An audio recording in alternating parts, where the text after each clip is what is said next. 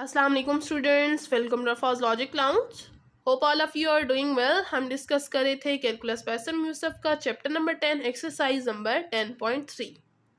Exercise थोड़ी सी lengthy है क्योंकि इसके अंदर टोटल 20 क्वेश्चंस हैं और हम डिस्कस कर रहे हैं ट्रिपल इंटीग्रल को कि हम उसको किस तरह से एवेलुएट करते हैं। फर्स्ट 2 क्वेश्चन डिस्कस कर चुके हैं। आज हम डिस्कस करने जा रहे हैं क्वेश्चन नंबर 3।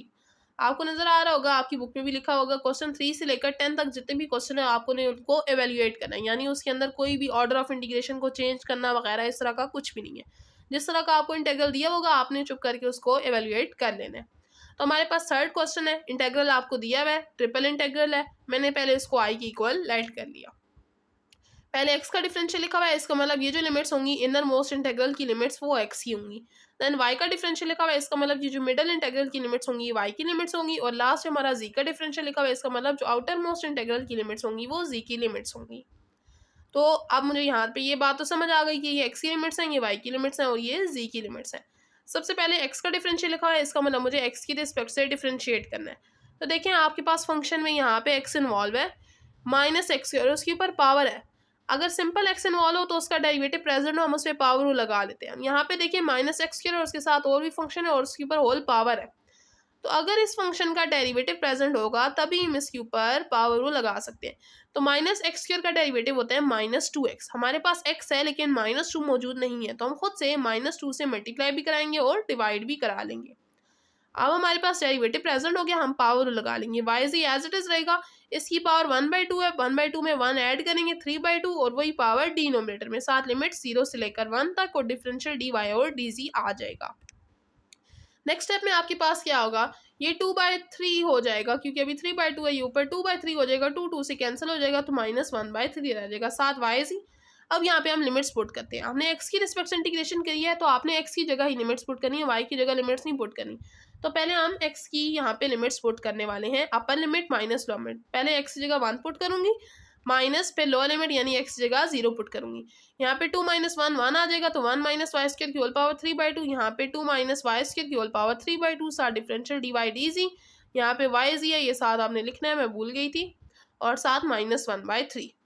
अब देखिए हमारे पास एक्स की रिस्पेक्ट से तो इंटीग्रेशन हो चुकी है, अब मुझे करनी है वाई की रिस्पेक्ट से इंटीग्रेशन। देखिए मेरे पास ये फंक्शन इन्वॉल्व है, यहाँ पे पावर है, तो हमें इससे पावर रूल तभी लगा सकते हैं अगर इसका डेरिवेटिव प्रेजेंट हो। तो -y² का डेरिवेटिव होता है -2y, लेकिन हमारे पास y मौजूद है, -2 नहीं मौजूद, तो हम खुद से -2 से मल्टीप्लाई भी कराएंगे और डिवाइड भी कराएंगे। तो मैंने बाहर लिखा -2 मल्टीप्लाई कराए और डिवाइड जब कराऊंगी यहाँ पे तो ये माइनस माइनस मिलके प्लस बन जाएंगे और 2 इसके साथ मल्टीप्लाई होगा तो 2 3 6 हो जाएगा।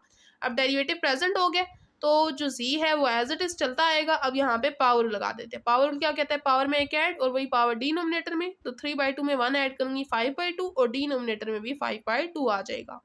माइनस यहाँ पर भी पावर रूल 5/2, डिनोमिनेटर में 5/2, लिमिट्स 1 से 0। नेक्स्ट स्टेप में हम क्या करेंगे, ये 5/2 है, इसको सीधा करेंगे 2/5 हो जाएगा। इसी तरह यहाँ पर भी 2/5 हो जाएगा। अब यहाँ पे देखें हम क्या करेंगे, 1/6 को अंदर मल्टीप्लाई कराते हैं, दोनों टर्म्स के साथ मल्टीप्लाई होगा। यहाँ पे 2 1 2 2 3 6 कैंसिल हो जाएगा, 3 5 15 बन जाएगा। तो यहाँ पे आएगा 1/15, साथ में 1 - y² की होल पावर 5/2। इस तरह यहाँ पर भी 1/15 आएगा, साथ में 2 - y² की होल पावर 5/2, लिमिट से 1 से 0 और z एज इट इज। अब हम लिमिट्स पुट करेंगे, upper limit minus lower limit. तो पहले y की जगह पे y की रिस्पेक्ट से इंटीग्रेशन किया तो y पर लिमिट्स पुट करेंगे। पहले y की जगह 1 पुट करेंगे, माइनस पे लोअर लिमिट यानी कि 0 पुट करेंगे। तो यहाँ पे देखिए मैंने इंटीग्रल लगाया 1/15, 1 माइनस पहले y की जगह 1 पुट किया, यहाँ पर भी y की जगह 1 पुट किया, अपर लिमिट हो गई। माइनस लगाया, अब लोअर लिमिट पुट करेंगे यानी y की जगह यहाँ पर भी 0, यहाँ पर भी y की जगह 0 और साथ में डिफरेंशियल डी जी आ गया। अब इसको सॉल्व करते हैं, 1 - 1 0 हो जाएगा, 0 की कोई पावर आंसर 0, 0 को 1/15 से मल्टीप्लाई करेंगे 0, -2 - 1 1, 1 की कोई भी पावर हो आंसर 1 नहीं आता है तो -1/15।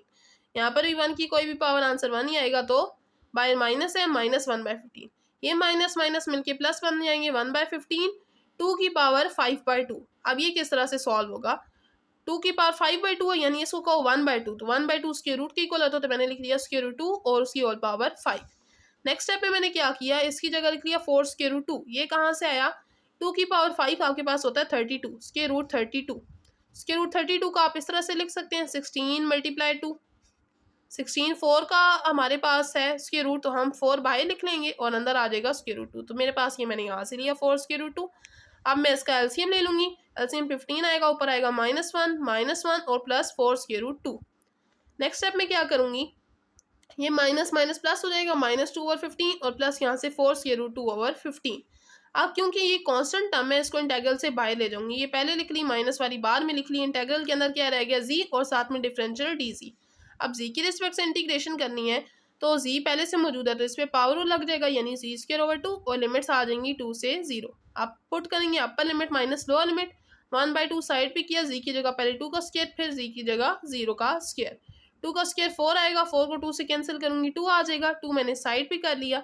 अब क्या होगा, यहाँ से आपकी बुक के अकॉर्डिंग आंसर मैच करने के लिए मैंने उसको उस तरह से लिखा है कि यहाँ पर दोनों टर्म्स में 2 कॉमन आ रहा है, 2 का टेबल दोनों पे जा रहा है, 2 कॉमन ले लूंगी, बाय 2 आएगा, 2 2 जार 4 हो जाएगा, अंदर यहाँ पे 2 रह जाएगा और यहाँ पे 1 रह जाएगा। 15 भी बाहर कॉमन ले लिया, तो मेरे पास आंसर आ गया 4/15, साथ में 2 स्क्वायर रूट 2 -1। ये हो गया क्वेश्चन 3। नेक्स्ट आपके पास आता है क्वेश्चन नंबर 4। क्वेश्चन 4 भी आपका बहुत ईजी सा है। ट्रिपल इंटेग्रल दिया हुआ है, फंक्शन दिया हुआ है एक्स यहाँ पे और साथ में डिफरेंशियल पहले जी का है, फिर एक्स का, फिर वाई का। इसका मतलब ये जी की लिमिट्स होंगी, देन एक्स की लिमिट्स, देन वाई की लिमिट्स। सबसे पहले मैं इसको आई के इक्वल लेट कर लूंगी। अब पहले मुझे जी की रिस्पेक्ट से इंटीग्रेशन करनी है, तो यहाँ पे देखें जी वाला फंक्शन इन्वॉल्व नहीं है, यानी एक्स है, एक्स कॉन्स्टेंट होगा, कॉन्स्टेंट की इंटीग्रेशन जी की रिस्पेक्ट से जी आ जाएगी। यहाँ पे मैंने लिख लिया जी और साथ में लिमिट्स के रूट a² - x² - y² और lower limit 0, differential D x और डी वाई। अब जी की जगह पुट करेंगे upper limit minus lower limit. पहले मैंने अपर लिमिट पुट की, माइनस लोअर लिमिट 0 है तो वो पुट करने की जरूरत नहीं है, साथ डिफरेंशियल डी एक्स और डी वाई। अब यहाँ पे हमारे पास जी की रिस्पेक्ट से इंटीग्रेशन हो गई। अब एक्स की रिस्पेक्ट से इंटीग्रेशन करनी है, तो देखें एक्स वाला फंक्शन ये रहा और ऊपर पावर है, अगर इसका डेरिवेटिव प्रेजेंट होगा तो इस पर पावर लगा सकती हूँ। -x का डेरिवेटिव होता है -2x, हमारे पास x मौजूद है, -2 नहीं मौजूद, तो हम खुद से -2 से मल्टीप्लाई भी करेंगे और डिवाइड भी करा लेंगे। अब डेरिवेटिव प्रेजेंट हो गया, हम इसे पावर लगा सकते हैं, बाय -1/2 ऐसे ही रहेगा, लिमिट 0 से a और यहाँ पे पावर लग जाएगा। इसकी पावर 1/2 थी, अब पावर में एक ऐड करेंगे और वही पावर डिनोमिनेटर में, यानी इसकी पावर बनेगी 3/2, डिनोमिनेटर में भी 3/2। लिमिट्स आ जाएंगी 0 से √a² - y² और डिफरेंशियल रह जाएगा dy। अब देखिए नेक्स्ट स्टेप में क्या होगा, ये 3/2 बन जाएगा 2/3, इस तरह से 2/3, 2 से कैंसिल हो जाएगा, मेरे पास रह जाएगा -1/3। लिमिट 0 से a, अंदर अब हम लिमिट्स पुट करेंगे, upper limit minus lower limit. हमने x की रिस्पेक्ट से इंटीग्रेशन की है तो x की जगह पे लिमिट पुट करनी है, a² माइनस यहाँ पे x की जगह अपर लिमिट पुट करनी है, यानी √a² - y² का होल स्क्वायर और आगे -y² होल पावर 3/2 माइनस अब x² की जगह लोअर लिमिट यानी 0 पुट करेंगे, तो यहाँ पे 0 का स्क्वायर मैंने पुट कर दिया, साथ डिफरेंशियल dy। नेक्स्ट क्या होगा, ये स्क्वायर रूट जब ओपन होगा स्क्वायर रूट से कैंसिल हो जाएगा, ये माइनस का a² बन जाएगा और ये माइनस माइनस प्लस का y² - y² होल पावर 3/2, यहाँ से बनेगा a² - y² की होल पावर 3/2। ये प्लस का और माइनस का कैंसिल, ये भी प्लस और माइनस का कैंसिल, यहाँ पे 0 आ गया, पीछे क्या रह गया -a² - y² होल पावर 3/2। ये माइनस और ये माइनस मिलके प्लस बन जाएंगे, बाहर आ जाएगा 1/3 और लिमिट 0 से और अंदर आ जाएगा a² - y² की होल पावर 3/2 dy। अब z और x की रिस्पेक्ट से इंटीग्रेशन हो चुकी है, अब सिर्फ y की रिस्पेक्ट से इंटीग्रेशन रह गई है। अब देखिए यहाँ पर भी पावर है तो पावर रूल लगेगा अगर y का डेरिवेटिव प्रेजेंट हो। यहाँ पे देखिए -y² है, -y² का डेरिवेटिव आता है -2y। अगर यहाँ y प्रेजेंट होता तब तो हम -2 से मल्टीप्लाई और डिवाइड करा लेते, क्योंकि वेरिएबल से हम मल्टीप्लाई या डिवाइड नहीं करा सकते। तो अब हमारे पास यहाँ पे डायरेक्ट इस तरह से तो इंटीग्रेशन नहीं हो सकती, पावर रूल लग नहीं सकता।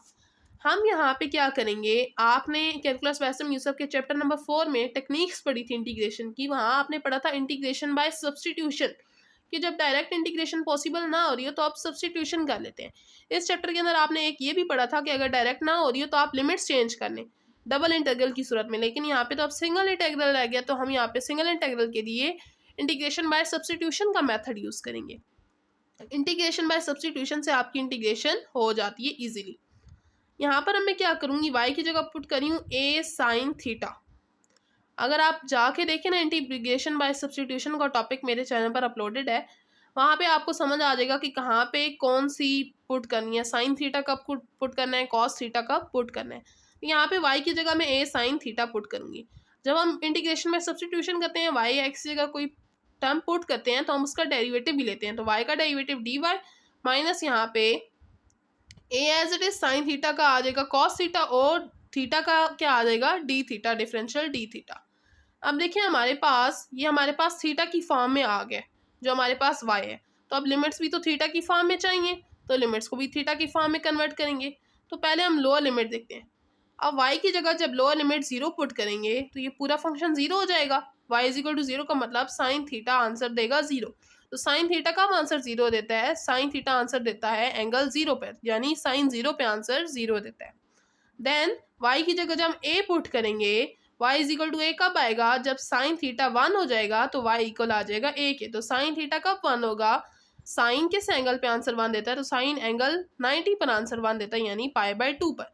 तो हमारे पास जो लिमिट्स हो जाएंगी वो हो जाएंगी 0 से लेकर π/2। अब हम यहाँ पे पुट करते हैं अपने इंटेग्रल के अंदर।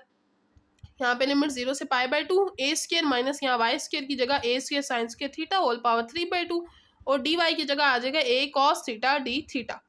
अब देखिए इसके दोनों टर्म्स में आ रहा है, कॉमन ले लूंगी, अंदर आ जाएगा 1, यहाँ से minus sine square theta whole power 3/2 साथ a cos theta d theta. आपको पता है 1 minus sine square theta cos square theta के इक्वल होता है, तो अब मैं यहाँ पे कॉस स्क्र थीटा पुट कर दूंगी। नेक्स्ट अब आपके पास क्या होगा, ये 2 इन दोनों से कैंसिल हो जाएगा, ऊपर पावर आ जाएगी क्यूब, यानी ए का क्यूब और कॉस क्यूब थीटा, साथ में इधर से ए कॉस थीटा डी थीटा। अब बेसिस सेम हो तो पावर ऐड हो जाती है, तो ए की पावर 3 और ये ए की पावर 1 है, बन जाएगी ए की पावर 4। इसी तरह यहाँ पर पावर 3 है, यहाँ पे 1 है, तो कॉस की पावर 4 थीटा और साथ में डिफरेंशियल डी थीटा।